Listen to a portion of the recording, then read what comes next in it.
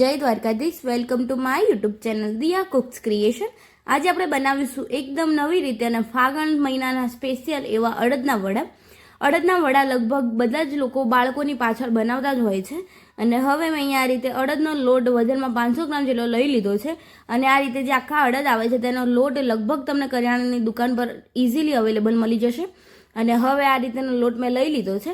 ત્યારબાદ મેં તેની અંદર આદુ અને મરચાંની પેસ્ટ એડ કરવા માટે અહીંયા મેં ખલ લઈ લીધો છે। તેની અંદર તીખાશ માટે આપણે 3 થી 4 જેટલા મરચાં રફલી ચોપ કરીને એડ કરી લઈશું। ત્યારબાદ તેની અંદર લસણના ટેસ્ટ માટે 10 થી 12 કળી જેટલું લસણ એડ કરી લઈશું। અને હવે બરાબર તેને સારી રીતે આપણે ખાંડી લઈશું। જો તમારે ખાંડતી વખતે તકલીફ પડે તો તેની અંદર થોડું 1 પિંચ જેટલું મીઠું એડ કરી શકો છો। મીઠું એડ કરવાથી સારું એવું તેની અંદર પાણી છૂટું પડશે અને બહુ જ સરસ એવી પેસ્ટ તૈયાર થઈ જશે। અહીંયા જો તમે ભગવાનને પ્રસાદ માટે બનાવતા હોય તો તમે લસણને સ્કીપ કરી શકો છો, કારણ કે ભગવાનને જો ભોગ ધરાવવાનો હોય તો તેની અંદર લસણ એ એડ થતું નથી, એટલે હવે તેને આપણે લસણને સ્કીપ કરી લઈશું। અને જો તમારે ઘર માટે છો અને ટેસ્ટ માટે બનાવવા હોય તો તમે લસણ જરૂર એડ કરજો, બહુ જ સરસ એવો ટેસ્ટ આવશે। પરંતુ ભગવાનને જો ભોગ ધરાવવા માટે બનાવવાનું હોય તો લસણ એડ નહીં કરવાનું, ફક્ત મરચાં અને આદું એડ કરી શકો છો। અને જે નોર્મલ આપણે બેઝિક મસાલા એડ કરતા હોય તે એડ કરી લેવાનું। અને અહીંયા આપણે આ રીતે મેં સારી એવી લસણ અને મરચાંની પેસ્ટ બનાવીને તૈયાર કરી લીધી છે। હવે મેં લોટ બાંધવા માટે એક મોટું એવું વાસણ લઈ લીધું છે અને હવે તેની અંદર જે આપણે વજનમાં 500 ગ્રામ જેટલો અડદનો લોટ લીધો હતો તેને એડ કરી લઈશું। અહીંયા જે આખા અડદ આવે છે કાળા કલરના, જે તેનો લોટ બનાવવામાં આવે છે, તમે આખા અડદ લાવીને પણ તેને દળાવી શકો છો। અને હવે તેની અંદર અડધી ચમચી જેટલો હળદર પાવડર, અડધી ચમચી જેટલું તીખું લાલ મરચું અને 1 ટેબલ સ્પૂન જેટલો ધાણા જીરાનો પાવડર એડ કરી ટેસ્ટ પ્રમાણે મીઠું એડ કરી દઈશું।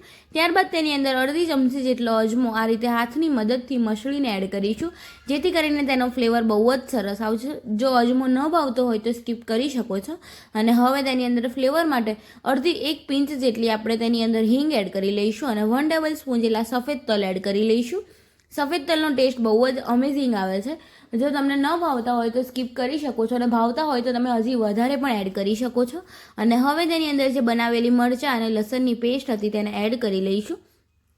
ત્યારબાદ તેની અંદર 2 ટેબલ સ્પૂન જેટલું મોયણ માટે તેલ એડ કરી લઈશું અને તેને બરાબર સારી રીતે મિક્સ કરી લઈશું, જેથી કરીને લોટની અંદર બધા જ મસાલા અને તેલ સારી રીતે ભળી જશે।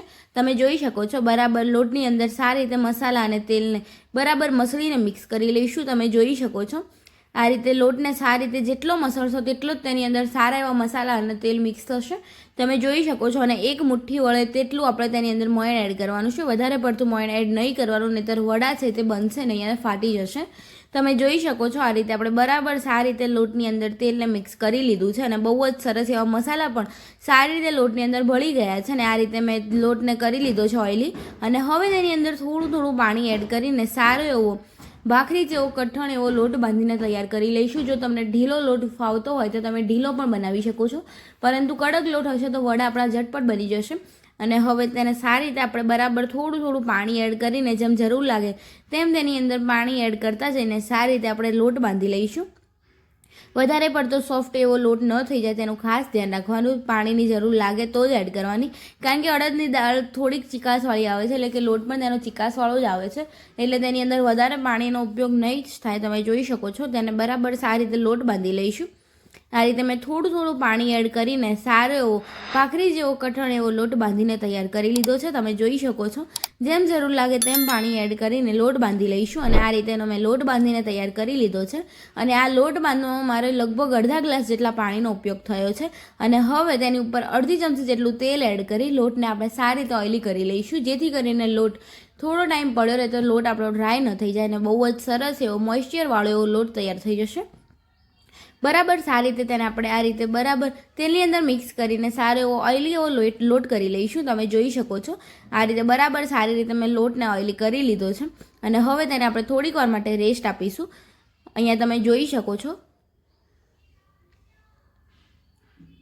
15 મિનિટ પછી બહુ જ સરસ એવો આપણો લોટ તૈયાર થઈ ગયો છે। અને હવે તેની અંદરથી આ રીતે નાનો એવો લોટની સાઇઝ લઈને તેને બરાબર 2 હથેળીની વચ્ચે એકદમ સરસ એવું ગોળ કરીને અને આ રીતે 2 હથેળીની વચ્ચે તેને પ્રેસ કરી, કાં તો આ રીતે અંગૂઠાની મદદથી પ્રેસ કરીને સારા એવા વડાનો શેપ આપી લઈશું। તમે જોઈ શકો છો આ રીતે આપણે વડાને બનાવી લઈશું અને બહુ જ સરસ એવા વડા આપણા બની જશે. તમે અહીંયા એક જ સાઇઝના અને એક જ થિકનેસવાળા વડા બનાવી શકો છો. જો તમારે બહુ કડક એવા ક્રિસ્પી વડા ખાવા હોય તો તમે એકદમ પતલા એવા બનાવી શકો છો, અને થોડા એવા સોફ્ટ અને ક્રિસ્પી બંને મિક્સમાં વડા ખાવા હોય તો તમે થોડા એવા થીક વડા બનાવી શકો છો. હવે આપણે સેમ પ્રોસેસથી આ રીતે બધા જ વડાને બનાવીને તૈયાર કરી લઈશું. તમે જોઈ શકો છો. અને અહીંયા જો આ રીતે તમને વડા બનાવતા ન ફાવે તો તમે મોટું એક લોયું લઈને તેને પાટલી પર રાખીને વણી લઈશું, અને પછી નાની કોઈ બરણીનું ઢાંકણું કે પછી નાના ગ્લાસની મદદથી તેને કટ કરીને પણ આપણે વડા બનાવી શકો છો. અને આ રીતે ફાવતા હોય તો બેસ્ટ જ છે, કારણ કે આ આપણી પરંપરાગત રીત છે. તમે આ રીતે વડા બનાવો તો બેસ્ટ જ છે, પરંતુ અમુકને ન ફાવે તો તમે તે રીતે વણીને પણ વડા બનાવી શકો છો. અને હવે આપણે સેમ પ્રોસેસથી બધા જ વડા બનાવીને તૈયાર કરી લઈશું. જો તમને મારી રેસીપી થોડીક પણ ગમતી હોય તો પ્લીઝ લાઇક કરી દેજો અને મારી ચેનલને સબસ્ક્રાઈબ કરી મને આવો જ સપોર્ટ કરતા રહેજો. આપણે આ રીતે બધા જ વડા સારી રીતે એક જ સાઇઝના અને એક જ થિકનેસવાળા એવા વડા બનાવીને તૈયાર કરી લઈશું. તમે જોઈ શકો છો મેં અહીંયા એક જ સાઇઝમાં અને એક જ થિકનેસવાળા એવા બધા જ વડા બનાવીને તૈયાર કરી લીધા છે. અહીંયા મેં આ રીતે વડા બનાવીને તૈયાર કરી લીધા છે. તમે જોઈ શકો છો બહુ જ સરસ એવા અને ઝટપટ એવા બનીને તૈયાર થઈ જશે. અને મેં અહીંયા વડાને ફ્રાય કરવા માટે તેલ ગરમ કરવા મૂકી દીધું હતું. તેલ પણ સારું એવું ગરમ થઈ ગયું છે. અને હવે તેની અંદર આપણે એક એક કરીને જે વડા બનાવેલા છે તે વડાને એડ કરી લઈશું. એકસાથે બહુ વડા એડ નહીં કરવાના, કારણ કે વડાને ફ્રાય થવાની જે સ્પેસ મળે છે તે મળવી જોઈએ, નહીંતર બરાબર ફ્રાય નહીં થાય. અને હવે આ રીતે તેને ઉપર આવે એટલે પલટાવીને સારી રીતે ફ્રાય કરી લઈશું. બહારથી ક્રિસ્પી અને અંદરથી સોફ્ટ એવા આપણે વડાને ફ્રાય કરી લઈશું. તમે જોઈ શકો છો બહુ જ સરસ એવા આપણા વડા પણ સારા એવા ફ્રાય થવા લાગ્યા છે.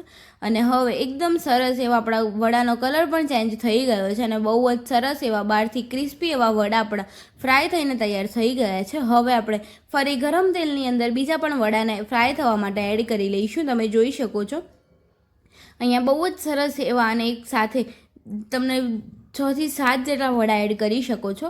હવે તમે જોઈ શકો છો બહુ જ સરસ એવા વડા આપણા આ રીતે ઉપર આવે, ત્યારબાદ તેને પલટાવતા જઈને સારી રીતે ક્રિસ્પી અને ગોલ્ડન બ્રાઉન થાય ત્યાર સુધી તેને ફ્રાય કરી લઈશું. બહુ જ સરસ એવા અને એકદમ સ્લો ગેસની ફ્લેમ પર એકદમ ક્રિસ્પી એવા આપણા અડદના વડા ફ્રાય થઈને તૈયાર થઈ ગયા છે.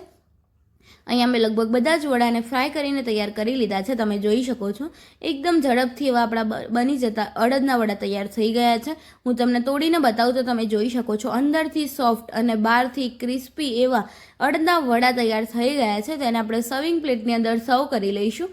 સર્વ કરતી વખતે તમે જોઈ શકો છો બહુ જ સરસ એવા અને એકદમ સોફ્ટ અને બહારથી ક્રિસ્પી એવા આપણા અડદના વડા ઝટપટ બનીને તૈયાર થઈ ગયા છે. એકવાર આ રીતે જરૂર ટ્રાય કરજો. બહુ જ સરસ એવો તેનો ટેસ્ટ આવશે અને ખાવાની પણ બહુ જ મજા આવશે. જો તેની અંદર સુખડી હોય તો તેની ખાવાની બીજી અલગ જ મજા હોય છે. અને અહીંયા આપણા અડદના વડા સર્વિંગ પ્લેટની અંદર સર્વ થઈને તૈયાર થઈ ગયા છે. જો તમને મારી આ રેસીપી ગમી હોય તો લાઇક કરજો, શેર કરજો અને કમેન્ટ કરજો. કમેન્ટ બોક્સમાં મને જરૂર જણાવજો કેવી લાગી મારી આ રેસીપી. અને હા, મારી ચેનલ પર જો નવા હોય તો ચેનલને સબસ્ક્રાઈબ કરી બેલ આઇકન જરૂર દબાવજો, જેથી કરી મારી અવનવી રેસીપીસ તમને સૌથી પહેલાં જોવા મળે. મળીએ કોઈ નવી રેસીપી સાથે. ત્યાર સુધી બધાને જય દ્વારકાધીશ, જય શ્રી કૃષ્ણ.